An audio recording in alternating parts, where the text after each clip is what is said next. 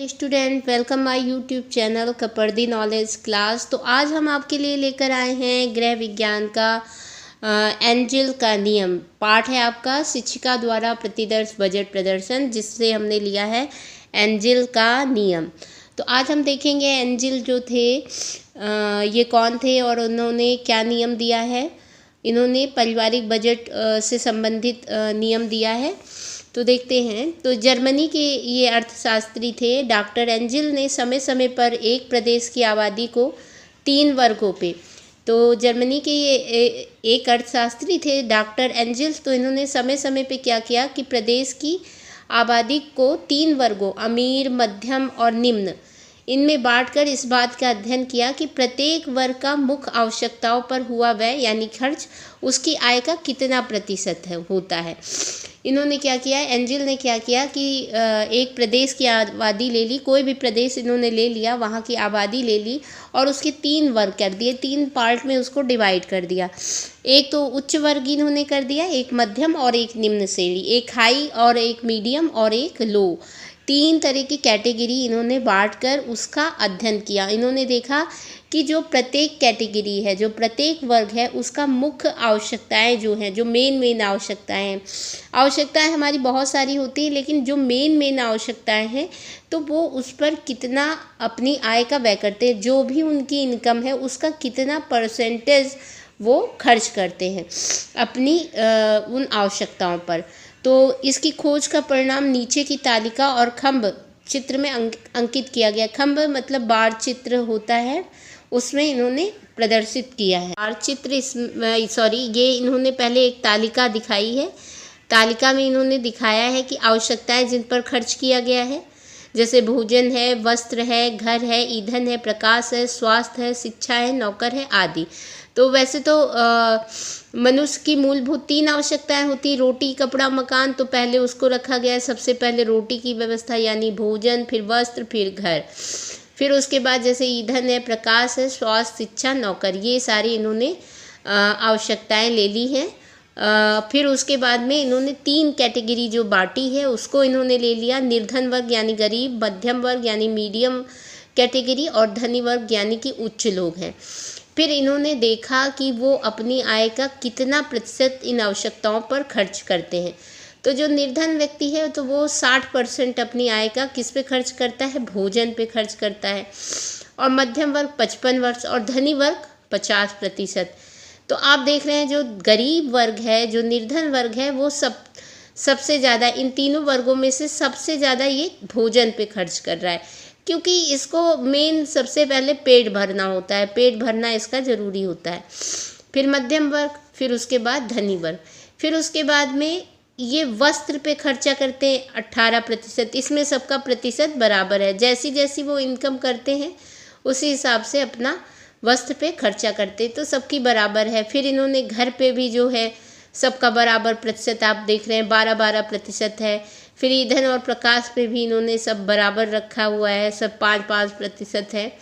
फिर स्वास्थ्य, शिक्षा, नौकर आदि पे भी गरीब लोग बहुत कम स्वास्थ्य और नौकर और शिक्षा पे खर्च करते हैं, मध्यम वर्ग वाले 10% और जो उच्च वर्ग के हैं वो 15%।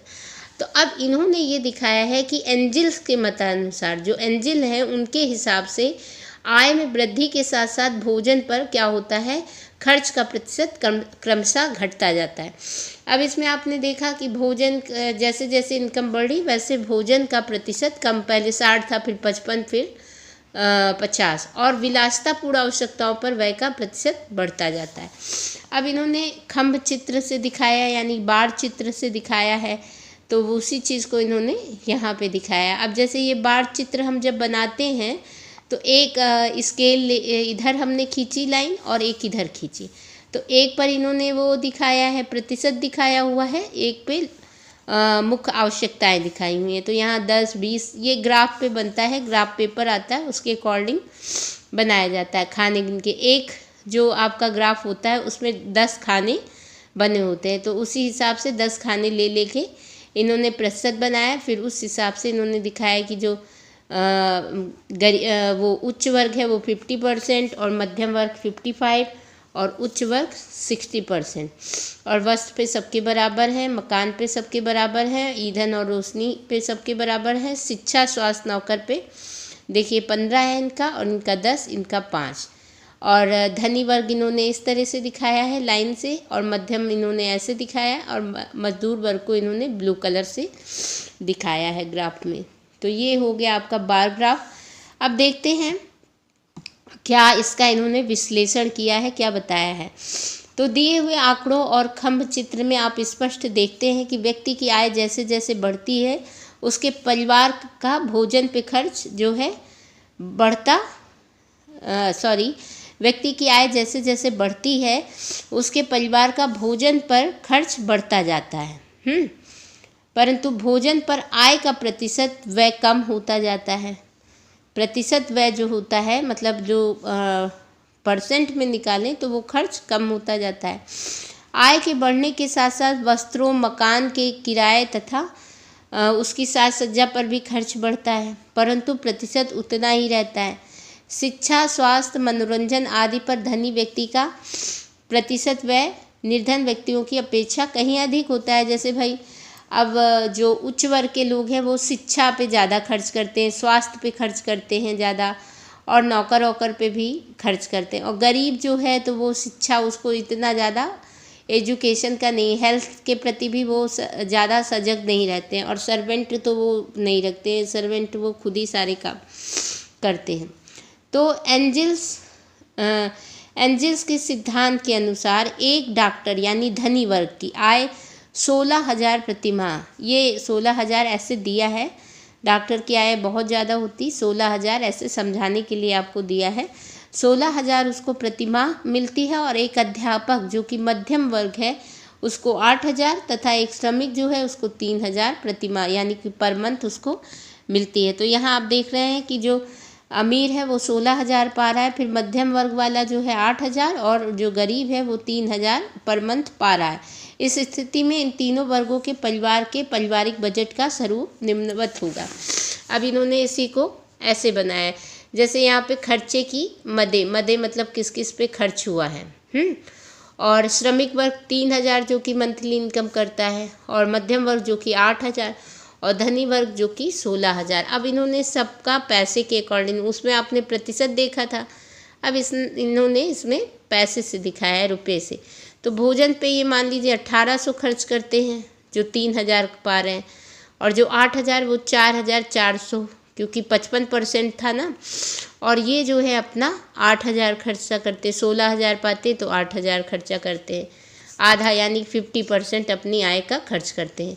वस्त्र पे ये 540 रुपये खर्च करते हैं, ये 1,440 खर्च करते हैं, और ये 2,880।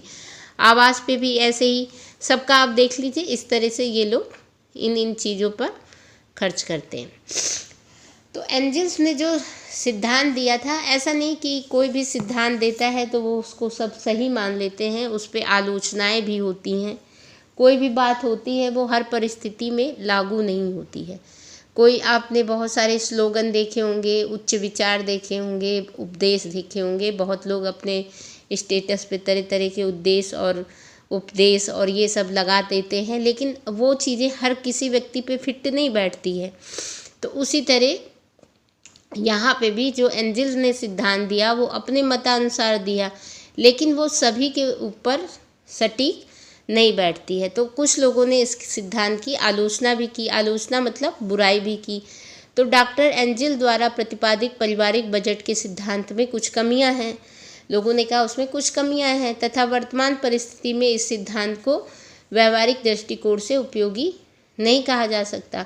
इस सिद्धांत की मुख्य कमियां ये हैं। अब उन्होंने बताया कि इसकी क्या क्या कमियां, भाई आलोचना जब बुराई होती है तो लोग कहते हैं भाई बताओ क्या क्या कमी है। तो बताया कि मध्यम तथा उच्च वर्ग के पारिवारिक बजट के लिए भोजन पर कुछ अधिक व्यय निर्धारित किया है। इन्होंने दिखाया जो मिडिल क्लास है और जो हाई क्लास के लोग हैं वो उनका जो है भोजन पे कुछ ज़्यादा ही खर्चा दिखाया गया है। मकान का किराया मध्यम व उच्च वर्ग के हिसाब से काफ़ी कम है ना। मध्यम वर्ग है और जो उच्च वर्ग है तो मकान का किराया जैसे इसमें दिखाया गया है 360 रुपया है गरीब का, और निर्धन मध्यम का दिखा है 960 और उसमें दिखा है 1920। तो ये कह रहे हैं कि जो किराया है वो मध्यम उच्च वर्ग के हिसाब से काफ़ी कम है।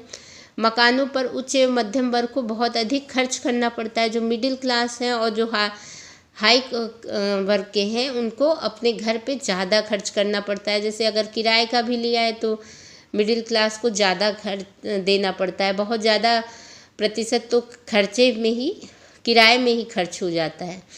और जो हाई फाई लोग हैं तो उनको भी अपने, अगर उनका घर किराए पे है तो किराए का ज़्यादा से ज़्यादा देंगे, और अगर अपना है तो उसको मेंटेनेंस करने के लिए भी बहुत खर्च करना पड़ता है। मध्यम व उच्च वर्गीय परिवार शिक्षा, स्वास्थ्य और मनोरंजन की मदों पर बहुत अधिक खर्च करते हैं। अब यहाँ पे ये कह रहे हैं जो मिडिल क्लास होते हैं और जो हाई सोसाइटी के लोग होते हैं वो एजुकेशन, भाई इनकम देख लो इन लोगों को दिखावे में ज़्यादा पैसा खर्चा करना पड़ता है। जैसे भाई शिक्षा सभी मिलती है, लेकिन दिखाने के लिए वो अच्छे से अच्छे स्कूल में अपने बच्चों का एडमिशन कराते हैं और फीस वहाँ की बहुत ज़्यादा होती है। स्वास्थ्य पर भी, स्वास्थ्य में भी इसी तरह वो लोग सरकारी या इस तरह नहीं, कोई प्राइवेट में दिखाएंगे, हेल्थ के प्रति बहुत ज़्यादा सजग रहेंगे, और मनोरंजन पे भी ज़्यादा खर्च करते हैं।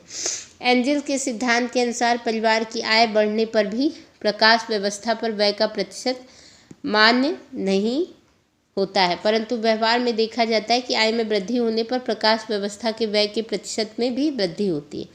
अब इनके सिद्धांत के अनुसार अगर परिवार की इनकम बढ़ती है तो जो लाइट की व्यवस्था है, लाइट मैनेजमेंट है, उस पर खर्च का प्रतिशत ज़्यादा इन्होंने वैल्यू नहीं दी है। लेकिन ऐसा व्यवहार में देखा जाता है कि आय में वृद्धि होने पर क्या होता है, प्रकाश व्यवस्था के व्यय के प्रतिशत में भी वृद्धि होती है। अगला बताया, एंजल के निर्धारित बजट में बचत का कोई प्रावधान नहीं है। इनके अनुसार बचत का कोई प्रावधान नहीं है, जबकि आजकल बचत बजट की एक महत्वपूर्ण आवश्यकता मानी जाती है। अतः डॉक्टर एंजल के प्रस्तावित बजट में आवश्यकता अनुसार परिवर्तन किया जाना आवश्यक है। तो एंजल के सिद्धांत के बारे में आपने जाना कि क्या है, और यहाँ पे आपने उसका शिक्षिका द्वारा प्रतिवर्ष बजट प्रदर्शन भी देख लिया, और फिर यहाँ बाढ़ चित्र में भी आपने देखा कि कैसे दिखाया गया है। यहाँ तालिका भी बनी हुई है। सब चीज़ आपने अच्छे से समझा होगा और आशा है आपको अच्छे से समझ में आया होगा। उसकी आलोचना भी आपने देख ली। तो आपको जहाँ नहीं समझ में आता है आप कमेंट बॉक्स में हमें कमेंट करके बताइएगा। वीडियो अच्छी लगे तो लाइक और शेयर कीजिए। हमारे चैनल पर नए हो तो सब्सक्राइब करिए। Thank you.